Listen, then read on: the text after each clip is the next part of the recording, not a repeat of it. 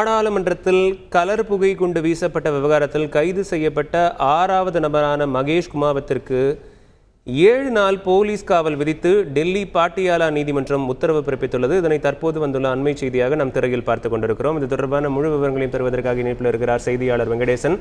வணக்கம் வெங்கடேசன். அவர் தொடர்பான கூடுதல் விவரங்கள் வெளியாகி இருக்கிறதா? அது தொடர்பான முழு விவரங்களையும் நீங்கள் விரிவாக பதிவு செய்யலாம்.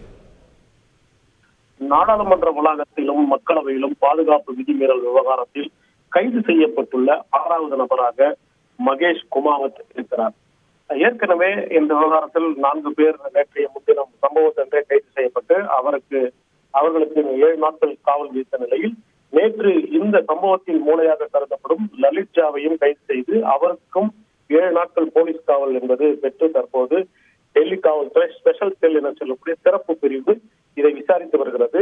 அனைத்து நோக்கங்களிலும் இவர்களுக்கு ஏதேனும் தீவிரவாத பயங்கரவாத தொடர்பு உள்ளதா அல்லது மாவோயிஸ்ட் இயக்கத்துடன் தொடர்பு உள்ளதா என்ற ஒவ்வொரு கோணத்திலும் அவர்களிடம் விரிவான விசாரணை நடத்தி தற்பொழுது அதற்கான விஷயத்தை அவர்கள் மேற்கொண்டு வருகின்றனர்.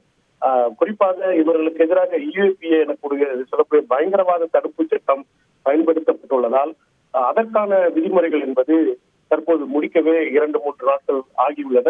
அவர்களிடம் தொடர்ந்து விசாரணை என்பது நடத்தப்பட்டு வருகிறது. இன்று கைது செய்யப்பட்ட அந்த மகேஷ் குமாவத்துக்கும் 7 நாட்கள் காவலை டெல்லி பாட்டியாலா நீதிமன்றம் வழங்கியுள்ளது.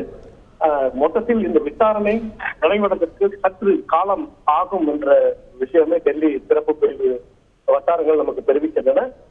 விரைவில் இந்த சம்பவத்துக்கு பின்னணியில் இவர்கள் மட்டும்தான் உள்ளனர்களா இல்ல ஏதேனும் சக்தி உள்ளதா என்பதை கண்டறிவதற்கான பொது விசாரணையை டெல்லி காவல்துறையினர் முடிக்கின்றனர்.